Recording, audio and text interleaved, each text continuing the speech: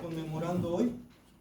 Al inicio leímos la profecía de lo que iba a hacer nuestro Señor Jesucristo ahí en Isaías 53, a donde habla acerca del Mesías. El Mesías es el ungido, es el Cristo.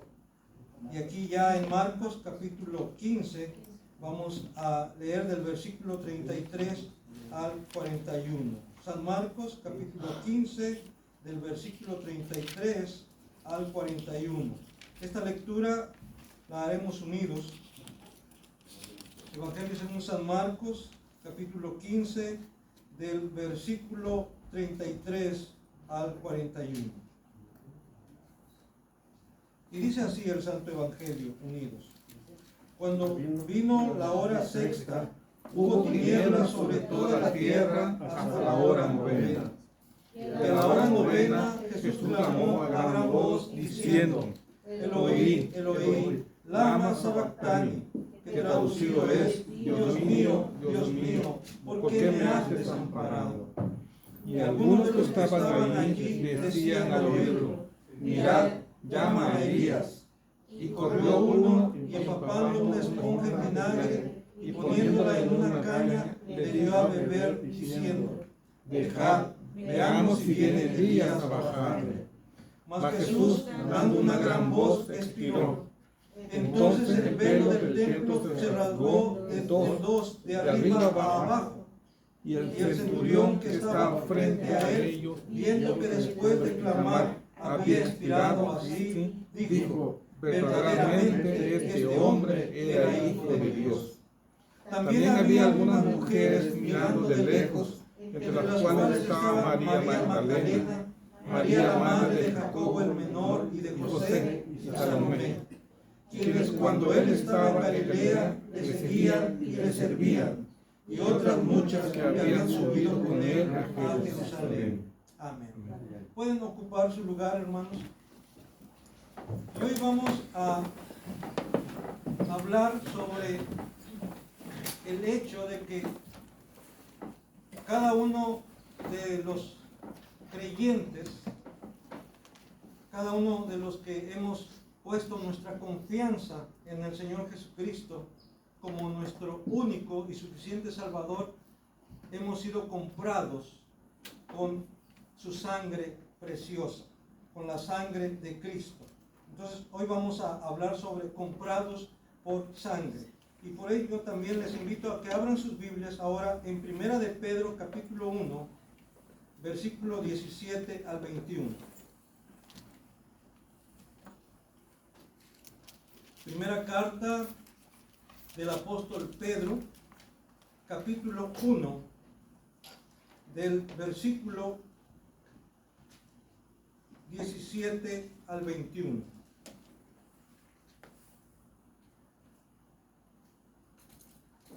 Voy a darle lectura, mientras usted puede seguir esta lectura en su propia Biblia o en su dispositivo. Dice así, Primera de Pedro, capítulo 1, versículo 17 al 21. Y si invocáis por Padre a aquel que sin acepción de personas juzga según la obra de cada uno, conducíos en temor todo el tiempo de vuestra peregrinación, sabiendo que fuisteis rescatados de vuestra vana manera de vivir, la cual recibisteis de vuestros padres, no con cosas corruptibles como oro o plata, sino con la sangre preciosa de Cristo, como de un cordero sin mancha y sin contaminación, ya destinado desde antes de la fundación del mundo, pero manifestado en los postreros tiempos por amor de vosotros, y mediante el cual creéis en Dios, quien le resucitó de los muertos y le ha dado gloria, para que vuestra fe y esperanza sean en Dios. Amén. Dice nuevamente, leo ahí el versículo número 18, sabiendo que fuisteis rescatados de vuestra vana manera de vivir, la cual recibisteis de vuestros padres, no con cosas corruptibles como oro o plata, versículo 19, sino con la sangre preciosa de Cristo, como de un cordero sin mancha y sin contaminación, ya destinado desde antes de la fundación del mundo, pero manifestado en los postreros tiempos por amor de vosotros.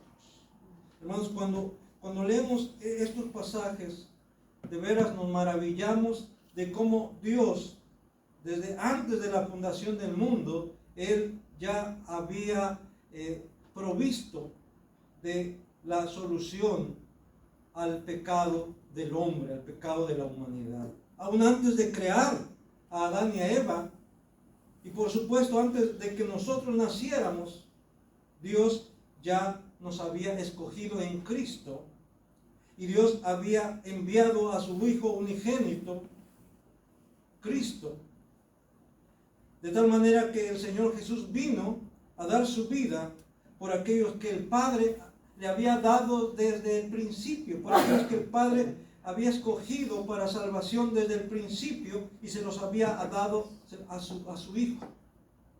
Esto de verdad que no lo vamos a encontrar en los libros de historia, ni en los libros de biología, ni de astronomía. Esto está aquí en la revelación que Dios hace de sí mismo, de sus planes, de su plan perfecto, de su plan que arranca desde la eternidad, desde el principio, de eternidad a eternidad. Y Él, hermanos, nos incluyó en ese plan. Él nos incluyó en eso que Él había destinado para ti y para mí, por medio de nuestro Señor Jesucristo. Así que debemos darle gracias a Dios, hermanos, por esto que Él nos revela en su palabra, pero no solamente lo revela, sino la obra que Él ha hecho a favor nuestro, lo que Él ha llevado a cabo a favor nuestro, de tal manera que será eficaz por la obra de su Espíritu, por su poder, porque nuestra salvación está en Él, porque nuestra vida está escondida en Él. Y cuando dice escondida en Él, no quiere decir está reservada, está guardada en Él, de tal manera que estamos seguros en Él. Vamos pues entonces, en base a este y a otros pasajes, ver lo que significa esto de que hemos sido comprados con sangre. Y para ello tenemos que hablar acerca de lo especial que es la sangre. Diríamos nosotros de la singularidad y exclusividad de la sangre. Vamos para ello a ir al Antiguo Testamento, ahora al libro de Levítico. Levítico capítulo 17. Por favor, busquemos en Levítico capítulo 17, versículos 11 y 12. Dice Levítico 17, 11 y 12. Porque la vida de la carne en la sangre está, y yo os la he dado para hacer expiación sobre el altar por vuestras almas, y la misma sangre hará expiación de la persona. Por tanto, he dicho a los hijos de Israel, ninguna persona de vosotros comerá sangre, ni el extranjero que mora entre vosotros comerá sangre. Porque aquí, hermanos, Dios mismo está reservando la sangre para un propósito especial, para un propósito específico. Y dice que es con la sangre que se hará expiación por la persona. Es con la sangre que, en otras palabras, se va a comprar, se va a pagar el precio de una persona. Y aquí Dios ya está preparando a su pueblo para decirle que sin derramamiento de sangre no se hace remisión de pecados. Sin derramamiento de sangre no hay perdón de pecados. Y por eso la sangre, hermanos, es especial. La sangre es exclusivamente para ser ofrecida delante de Dios. No voy a entrar ahorita en temas o detalles como eso de la donación de sangre y todo eso, pero sí lo que está prohibiendo aquí Dios es que el hombre no coma la sangre, que no beba la sangre. ¿Por qué? Porque su uso era exclusivamente para expiación por el pecado, para expiación por la vida de las personas. Y recuerden que en Levítico habla de cómo debería ser utilizada la sangre. Y por eso ya Dios está anticipándose para decirle a la humanidad, para decirle al pueblo, a su pueblo sobre todo, que la sangre era necesaria para la salvación, para la redención. Y vamos a ver que esa sangre es eficaz, es necesaria y es eficaz. Y para ello vamos a buscar en Hebreos capítulo 9. Ahora vamos al Nuevo Testamento, la carta a los hebreos. Pues los hebreos, ellos conocían muy bien estos rituales.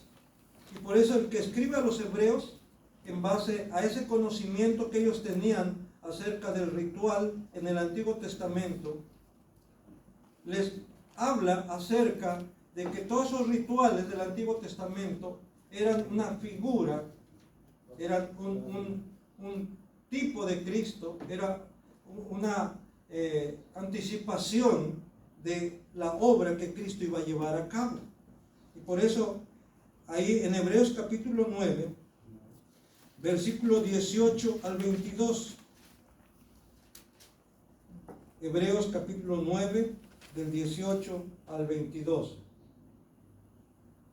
Le doy lectura. Dice, de donde ni aún en el primer pacto fue instituido sin sangre, porque habiendo anunciado Moisés todos los mandamientos de la ley a todo el pueblo, tomó la sangre de los becerros y de los machos cabríos con agua, lana, escarlata e hisopo, y roció el mismo libro y también a todo el pueblo, diciendo, esta es la sangre del pacto que Dios ha mandado. Y además de esto roció también con la sangre el tabernáculo y todos los vasos del ministerio, y casi todo es purificado según la ley con sangre, y sin derramamiento de sangre no se hace remisión. Todo es, dice, purificado, todo es santificado con sangre. Y dice que roció el altar, roció el libro del pacto y roció al pueblo también. Y de esta manera, por medio de la sangre, se estaba confirmando el pacto de Dios con el pueblo. Y esto nos lleva a pensar precisamente cuando Jesús instituyó su cena allá en la última Pascua que él celebró con sus discípulos. Dice que después de haber cenado, esto quiere decir después de haber cenado la Pascua, tomó pan y lo partió y lo dio a sus discípulos, diciendo, este es mi cuerpo, dice, que por vosotros es partido. Haced esto en memoria de mí. Y luego dice que también tomó la copa y la dio a sus discípulos diciendo, esta copa es el nuevo pacto en mi sangre, que por vosotros es derramada. Así es que la sangre que se derramó en el Antiguo Testamento era un tipo de la sangre que Cristo iba a derramar. No solamente en la cruz del Calvario, ahí fue ya la culminación. Pero recuerden, hermanos, desde el momento en que fue aprehendido, él fue abofeteado, él fue maltratado, fue azotado. Y tal vez usted ya sabe que en ese tiempo los instrumentos que utilizaban para azotar a las personas eran unos látigos con puntas, podrían ser de hueso, podrían ser algunos consideran que eran también como de plomo, con ganchos, de tal manera que cuando golpeaban con el látigo, aparte del golpe que recibía la persona en su espalda, esos ganchos penetraban en la espalda y al jalarlos, el que estaba dando los latigazos cortaba la piel. Entonces Jesús derramó su sangre aún antes de ir a la cruz. Estuvo derramando su sangre. Luego la corona de espinas que pusieron sobre su cabeza. Ya he dicho en otras ocasiones que ahora dramatizan esto, y si a alguien le ponen una corona de espinas, pero le cortan todas las espinas de por dentro. lo que tiene contacto con su cabeza, ahí no hay espinas, solamente están por fuera.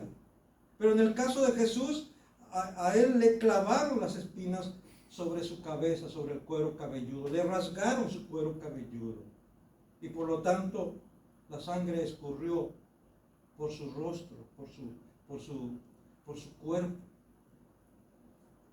Entonces, sin derramamiento de sangre no hay remisión de pecados.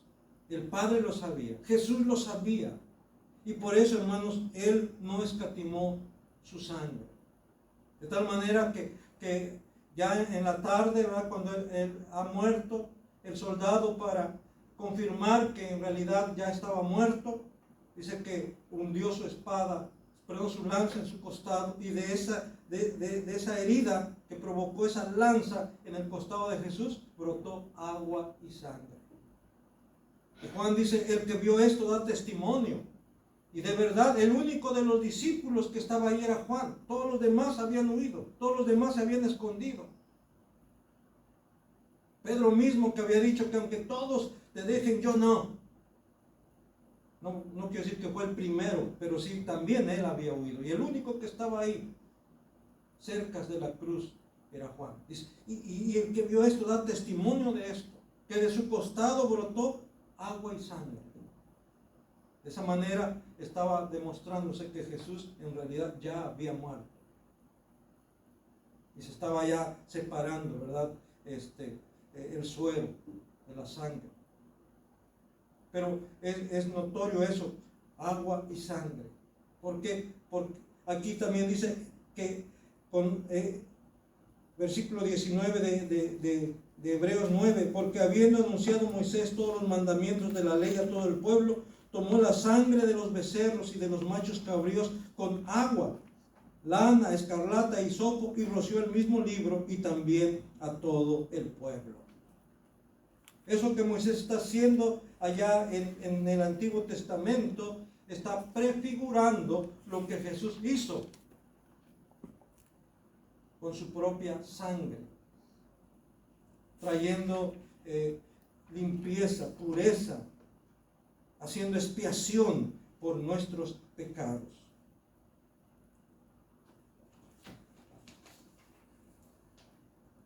El valor sin igual de la sangre.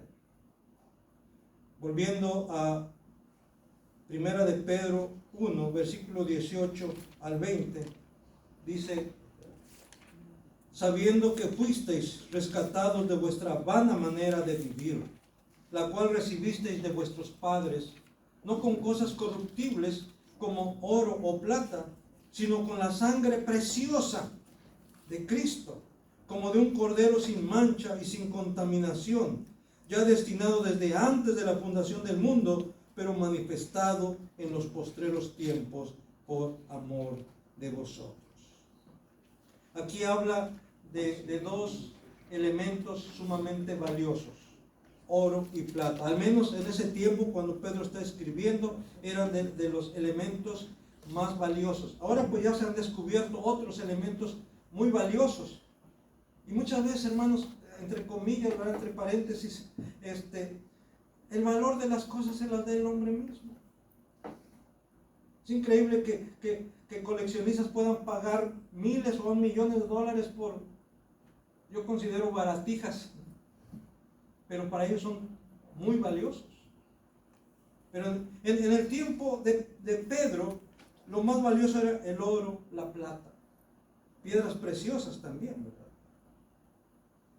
Pero esto que era valioso en tiempos de Pedro, no es nada comparable, y aún las cosas valiosas que pudiera haber ahora, metales o piedras preciosas que se puedan descubrir ahora o que pueda exhibirse ahora, no es nada comparable con el precio que tuvo y que tiene y que sigue teniendo la sangre de Cristo.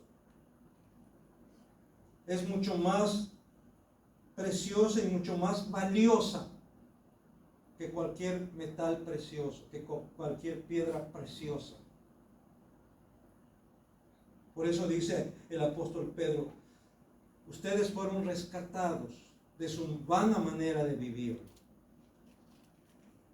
No con cosas corruptibles como oro o plata. Y aún podremos decir, no con piedras preciosas como diamantes o esmeraldas, no, sino con algo mucho más valioso, mucho más precioso.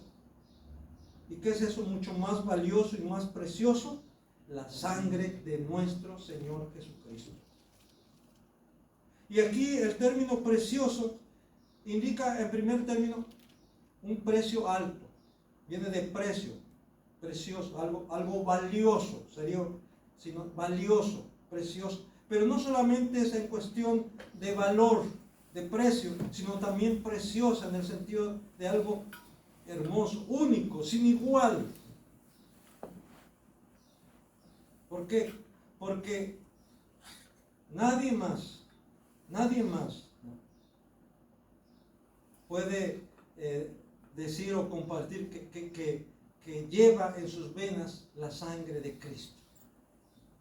Tristemente, hermanos, dentro de la religión popular se habla de reliquias. Y las reliquias ellos consideran a aquellos objetos que según ellos pertenecieron o que vienen desde la época de Cristo, como pedazos de la cruz de Cristo, como la leche de la Virgen María conservada en un cierto lugar, la sangre de Cristo también, y por eso muchos tienen miedo. Dice, por ejemplo, en el manto de Turín, que según ahí se proyectó la imagen del cuerpo de Cristo como un negativo, y que hay residuos de la sangre de ese cuerpo que estuvo ahí, y que si fue el cuerpo de Cristo y si hay ahí residuos de la sangre de Cristo, dice, vayan a clonar a Cristo. Hay quienes están preocupados porque no vayan a clonar a Cristo. Yo no sé, yo siempre he dicho, yo no creo que ese sea el sudario que envolvió a Cristo, porque Cristo fue envuelto con vendajes. Pero bueno, tampoco no voy a entrar en ese tema. Pero lo que sí estoy convencido y puedo decir es que nadie puede decir que por sus venas corre la sangre de Cristo. Y voy a decir por qué. Porque Jesucristo no tuvo descendencia. Y nuestro Señor Jesucristo fue concebido, fíjense bien, en el vientre de la Virgen María, no por voluntad humana, no fue concebido por hombre,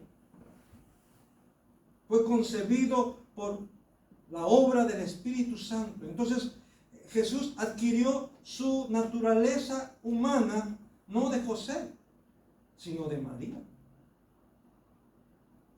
Y por lo tanto, en él sí hay, por supuesto, hay genoma humano, pero en él también está la divinidad. Él es el único que es Dios hombre. No hay otro. Solamente nuestro Señor Jesucristo es el único Dios hombre. Y él no tuvo descendencia. Yo sé que por ahí circulan versiones de que dicen que sí, Jesús sí tuvo hijos. Es más, tuvo una hija. Y han visto, ¿verdad? Que el Santo Grial y cosas por el estilo, ¿verdad? Que yo más que nada considero que son fábulas. Temas de películas, temas de Hollywood. Pero la Biblia dice en Isaías 53. Sí, él tiene un linaje, pero no es un linaje material, no es una descendencia de su sangre. O sea, él no tuvo ni hijos ni hijas. Pero sí tiene un linaje, pero ese es un linaje espiritual. Él tiene hijos e hijas espirituales. En una ocasión cuando Jesús estaba predicando, ¿verdad? Llegó su madre y sus hermanos, porque porque Jesús tuvo hermanos según la Biblia. Y los que estaban ahí le dijeron a Jesús, tu madre y tus hermanos te buscan. ¿Y qué le dijo Jesús? ¿Y quién es mi madre y quiénes son mis hermanos? Y él mismo responde, mi madre, mi padre y mis hermanos, mi madre y mis hermanos son los que hacen la voluntad de mi Padre. Mi madre y mis hermanos son los que hacen la voluntad de mi Padre. Claro, él no estaba menospreciando diciendo que María no era su madre. Sí, era su madre, por supuesto que sí. Pero, insisto, la sangre de Jesús es única. Él no la compartió con nadie más. Él derramó su sangre, porque era la única manera que él hizo remisión por nuestros pecados. Porque Dios ya a través de Moisés le había dicho al pueblo de Israel, la sangre va a ser para remisión. La sangre va a ser para comprar la vida, para comprar, porque la vida está en la sangre, dice la vida por vida. Y por eso Jesús dio su vida por tu vida. Vida por vida. No había otra manera. Ni todo el oro del mundo, ni toda la plata del mundo, ni todos los diamantes del mundo, ni todas las piedras preciosas del mundo son suficientes para igualar el precio de la sangre de Cristo. Sabiendo que fuisteis rescatados de vuestra vana manera de vivir, la cual heredasteis de vuestros padres, no con cosas corruptibles como oro o plata, sino con la sangre preciosa de Cristo, como de un cordero sin mancha y sin contaminación, ya destinado desde antes, dice, de la fundación del mundo, pero manifestado en los postreros tiempos, o sea, hace 2000 años, por amor a nosotros. Por amor a ti, por amor a mí. Cuando el Señor llegó a tu vida, no sé hace cuántos años,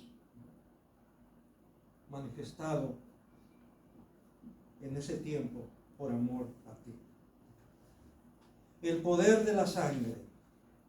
Colosenses capítulo 1, versículo 10 al 14. Por favor, ahora busquemos en Colosenses capítulo 1, versículo 10 al 14. Dice así, Colosenses 1, del 10 al 14. Para que andéis como es digno del Señor, agradándole en todo, llevando fruto en toda buena obra y creciendo en el conocimiento de Dios, fortalecidos con todo poder, conforme a la potencia de su gloria, para toda paciencia y longanimidad, con gozo, dando gracias al Padre que nos hizo aptos para participar de la herencia de los santos en luz, el cual nos ha librado de la potestad de las tinieblas y trasladado al reino de su amado Hijo, en quien tenemos redención por su sangre, el perdón de pecados. ¿En quién tenemos redención por su sangre y el perdón de pecados? En Cristo, en su sangre, dice. En su sangre. Aquí sangre, hermanos, es sinónimo de su obra, de su sacrificio. Y recuerden, hermanos, cuando hablamos de la obra de Cristo a favor nuestro, no solamente estamos hablando de su sacrificio en la cruz, sino también estamos hablando de su perfecta obediencia.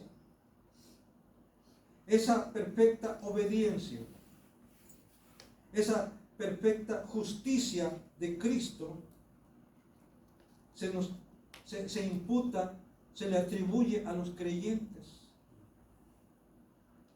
De tal manera que la justicia de Cristo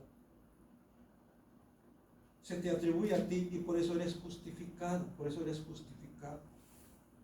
Y no solo eso, sino también la obra que Él llevó a cabo en la cruz viene a confirmar esa promesa de redención, de salvación, de tal manera que Jesús le dice a sus discípulos: esta copa es el nuevo pacto en mi sangre, que por vosotros es derramada. Eso que Moisés hizo con el pueblo de Israel, derramando la sangre sobre el altar, sobre el libro del pacto, el libro de la ley y sobre el pueblo, Jesús vino a hacerlo de una manera también real, literal, derramando su sangre por ti y por mí, para lavarnos, para limpiarnos de esa manera de nuestros pecados. De tal forma que ahora, si hemos sido lavados y limpiados con la sangre de Cristo, dice aquí el apóstol Pablo a los Colosenses, que debemos andar, como dice el versículo 10, de 1:10, dice, para que andéis como es digno del Señor, agradándole en todo. Yo sé, hermanos, que ahorita están llevando a cabo en varias partes del mundo, en varias partes de la ciudad, aquí mismo en Tijuana, lo que es la dramatización de la pasión de Cristo. Y hay gente que llora al ver estas escenas, se conmueve, pero hermanos, tristemente es algo pasajero nada más. Mañana ya los va a ver en la playa, ya los va a ver en el antro, porque es algo muy temporal. Y a veces también dentro del pueblo evangélico sucede algo similar. Quizás no es tan marcado, pero sucede algo similar. Como dicen por ahí, nos llega a veces cuando escuchamos una predicación, sobre todo cuando se describe gráficamente lo que estuvo padeciendo el Señor Jesús en la cruz. O algún canto que habla acerca de eso. Pero dice aquí el apóstol Pablo, si de veras valoras la sangre de Cristo, si de veras estás convencida y convencido de que Jesús murió por ti, que derramó su sangre por ti, que ha sido lavada, comprada, lavado con la sangre de Cristo, entonces dice, debes de andar como es digno del Señor. Colosenses 1:10. Agradándole en todo y en todo tiempo. No nada más un día de la semana, no nada más una temporada del año, ¿no? En todo tiempo y agradándole en todo, llevando fruto en toda buena obra, dice, y creciendo en el conocimiento de Dios. Y sigue diciendo, ¿verdad? Fortalecidos con todo poder, conforme a la potencia de su gloria, para toda paciencia y longanimidad. Cuando habla de paciencia y longanimidad, está hablando de que seamos de mecha larga, no de mecha corta. Longanimidad quiere decir que no te enojes fácilmente, que tengas paciencia y que tengas dominio propio. Esa es la idea, ¿verdad? Con gozo, dice, dando gracias al Padre que nos hizo aptos para participar de la herencia de los santos en luz, el cual nos ha librado, o sea, no nos va a librar, ya nos ha librado de la potestad de las tinieblas y ya hemos sido trasladados al reino de su amado Hijo. O sea, nosotros ya pertenecemos a otro reino. Nuestra patria, sí somos mexicanos, o usted no sé de qué nacionalidad sea, pero más que mexicanos ahora somos ciudadanos del reino de los cielos. El apóstol Pedro les escribió sus cartas a los expatriados, a los que estaban fuera de su patria, fuera de su tierra. Nosotros de alguna manera, hermanos, ahorita somos como expatriados. ¿Por qué? Porque esta patria en la que estamos nomás de pasadita. Nuestra patria permanente, nuestra patria eterna está en los cielos, de donde también esperamos a nuestro Señor Jesucristo, dice la Escritura. Así que, hermanos, tenemos pues que demostrar que el sacrificio de Cristo ha afectado profundamente en nuestra vida. Que realmente hemos sido afectados por lo que Jesús hizo. Y la mejor manera, como dice ahí, es demostrándolo, andando como es digno. En otra parte de la Escritura dice, andad pues como es digno de la vocación con que fuisteis llamados. Como es digno de la vocación con que fuimos llamados. Y por último, hermanos, Primera de Corintios capítulo 6, versículo 20, dice, porque habéis sido comprados por precio. Habéis sido comprados por precio. Glorificad pues a Dios en vuestro cuerpo y en vuestro espíritu. Glorificad pues a Dios en vuestro cuerpo y en vuestro espíritu. ¿Por qué? Porque hemos sido comprados en nuestro cuerpo y en nuestro espíritu. Y ahora le pertenecen a Dios. Y por eso nos debemos a Él. Y por eso debemos glorificarle a Él en Amén. Cuerpo y alma. Amén. En cuerpo y espíritu. Amén. Amén. Vamos ahora a entonar un himno número 133. Jesús pagó mi deuda. Amén. ¿Cuántos pueden decir amén? Amén. Jesús pagó mi deuda. 133.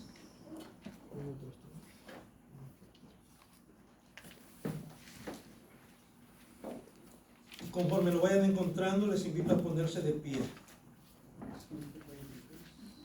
133. Jesús pagó mi deuda. Y libre puedo estar. Salvóme en el Calvario muriendo en mi lugar. Murió por mí. Qué amor tan grande debe ser aquel que precio tal pagó por mí y por ti. Vamos a entonar este canto. Jesús pagó mi deuda y libre puedo estar. Salvóme en el Calvario, muriendo en mi lugar. Murió por mí. Qué amor tan grande debe ser aquel que precio tal pagó por mí, por mí. Jesús pagó mi deuda, ¿qué más yo puedo hacer? Que andar en sus caminos y el solo suyo ser.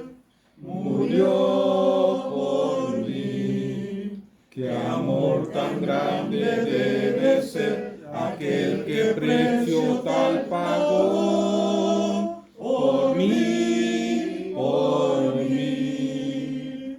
Jesús pagó mi deuda, ¿qué puedo yo temer? Si el mal está vencido, si es nulo su poder. Murió por mí. Qué amor tan grande debe ser aquel que precio tal pagó por mí, por mí. Jesús pagó mi deuda, victoria canto ya. Las sombras han pasado y en luz mi vida está.